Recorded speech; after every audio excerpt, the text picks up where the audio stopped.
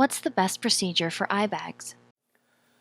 This question is an indication of the level of confusion in the marketplace where physicians, non-physicians, device manufacturers, pharmaceutical companies, and cosmetics manufacturers are overwhelming the internet, social media, radio, and television with claims of offering the best solution for under-eye bags.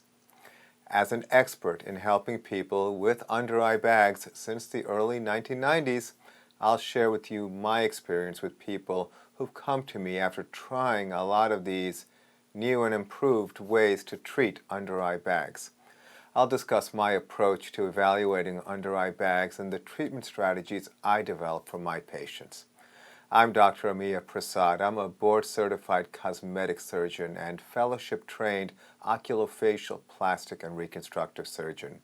I've been in practice in Manhattan and Long Island for over 20 years. I perform procedures to help people with their under-eye bags every day in my practice. These procedures include lower eyelid surgery and under-eye filler treatments, as well as lasers, radiofrequency, and PRP procedures, which are used to improve the under-eye skin. I also specialize in revision procedures for treatments done by physicians and non-physicians. These procedures include dissolving under-eye fillers and addressing complications of lower eyelid from eye bag surgery, such as lower eyelid retraction and ectropion. During consultation for under-eye bags, I find that a lot of my patients come in with a list of solutions which they learn after doing lengthy internet research. Another group of patients come in after they've tried several so-called non-invasive procedures which either didn't work or actually made them look even worse. In the course of these discussions, there is a common element to these stories. Typically, they report that they went to someone and that they were recommended to have a procedure with a new device or an injectable as a shotgun approach. These so-called latest breakthroughs are aggressively promoted and, not surprisingly, discounted as an incentive. If something works so well, why should you need an incentive other than a successful result? So what was missing? What was missing was a proper analysis of the anatomy and an unbiased discussion about what are the factors which contribute to them looking tired with under-eye bags. So what I say to my patients is, let's clearly define the problem before we plan the solution. When you have under-eye bags which are constantly present regardless of the amount you sleep, the anatomic issue is most often lower eyelid fat prolapse. Lower eyelid fat prolapse means that the fat that is under your eyes herniates forward, which we call fat herniation. This problem is generally associated with genetics as well as aging and other variables such as allergies and sinus problems. Staying on anatomy, I also look at the bone structure, in particular the cheekbone structure. I often see prolapse of fat forward occurring at the same time there is a deficiency in cheek projection.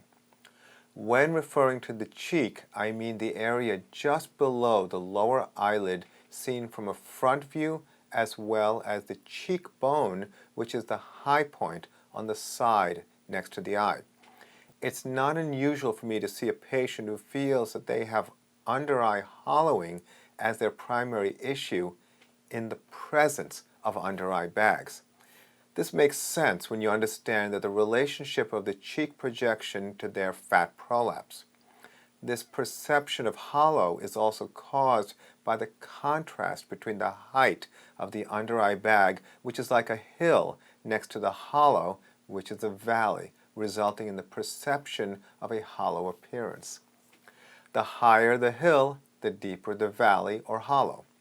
In addition, I look at the skin quality in terms of wrinkles, tone, and discolorations. It's important to understand that the eyelid skin is the thinnest skin in the body at about 1/2 millimeter in thickness. The recommendations I make to my patients is based on my experience as a cosmetic eyelid surgery specialist with experience in multiple surgical and non-surgical approaches. I also own several lasers and radiofrequency devices, and I personally perform injectable treatments such as hyaluronic acid fillers and neurotoxins. The point is that I don't have a bias based on any limitation in education or training. I select with my patients the approach which I feel is in their best interest to achieve an outcome that they will likely to be satisfied with. I don't lease any devices, and I have no other pressures which would make the recommendations I make. If I think a device or technology is effective, I buy it outright, and I use it when it's appropriate. That being said, let's look at what defines an effective solution for under-eye bags or any cosmetic procedure. In my opinion, the procedure should be one that I would do for myself or a member of my family. This means it should be safe, predictable, and have minimal downtime. Safe is defined by minimal risk of complication from the procedure itself and anything that could be a risk to your health. Predictable means that as your doctor, I can confidently anticipate a level of improvement which can be shown to you in before and after photos. Minimal downtime means being able to go back to your normal life quickly without a protracted recovery period where you look at yourself for weeks and months after the procedure and wonder when you'll finally look the way you want. So here's what goes on in my mind when I see a patient who comes in with puffy eyes. Is their puffiness slight enough with the bone structure anatomy which would allow me to effectively camouflage their puffiness with under-eye filler? Much is promoted about the use of hyaluronic acid fillers as a non-surgical solution for under-eye bags. There are certain anatomic limitations to this approach. The term tear trough is now something anyone doing internet research becomes familiar with. This trough has two boundaries. The boundary closer to the eye is the prolapse fat. The other boundary is a bone structure called the anterior lacrimal crest, which is part of a larger bone called the maxilla. This bone defines how much you can fill the tear trough before you exceed the capacity of the trough from the front. The height or projection of the prolapse fat defines the limit of the filler's ability to diminish the relative prominence of the fat pocket. When the fat pocket and the anterior lacrimal crest are at about the same height and there is a deep tear trough, I can place a filler, such as Restylane, with a blunt cannula and get a very nice result. I often see people who had filler placed to camouflage their eye bags, which resulted in their eye bags actually looking worse. I see this occur a lot when people insist that a doctor use fillers when the fat pockets are much too prominent with no space for filler placement. These are the same people who believe that they know enough to instruct the practitioner on how they should place the fillers. They end up looking worse, and then they blame the practitioner for their outcome when they really needed surgery and refuse to accept the reality that that's the case. I also see people who had too much filler placed not only in the tear trough but also in the cheek from the front and sides, resulting in a disfiguring and unnaturally swollen appearance. This filler, after being placed in the skin much too excessively, causes swelling and probably affects the lymphatic drainage system, which further aggravates the swelling.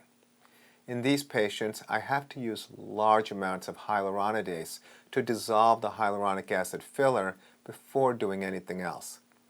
I often see patients who did fillers for a few years to camouflage their under-eye bags and found that the fillers weren't working so well as the fat prolapse became worse and as facial volume loss from weight loss and aging progressed. The next question after establishing that the eye bags are caused by lower eyelid fat prolapse is, to what extent the individual fat compartments are significantly herniating forward. In the lower eyelid, there are three compartments which also have deeper extensions and subcompartments. The compartments are the medial, central, and lateral fat pockets.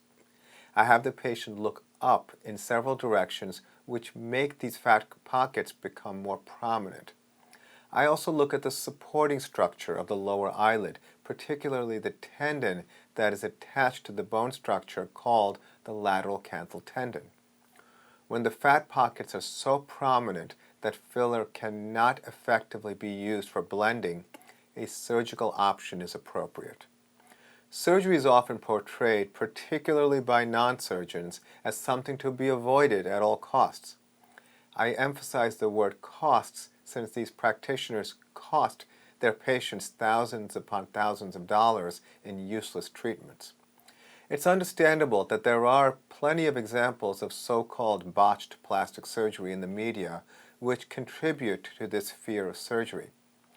I point out to my patients that the people who look natural after eyelid surgery simply don't draw attention, so the fearful patient doesn't get to appreciate good cosmetic surgery results. After so many years in practice, a lot of my patients come because they know someone I operated on and they like the way the person I operated on looks. Resistance to surgery is also driven by the fears related to anesthesia and anesthesia-related complications. In my practice, I perform eyelid surgery under local anesthesia with light IV sedation, as opposed to general anesthesia where you're paralyzed and placed on a respirator to keep you alive. My patients recover quickly and walk out comfortable and happily thanking my staff before they go home.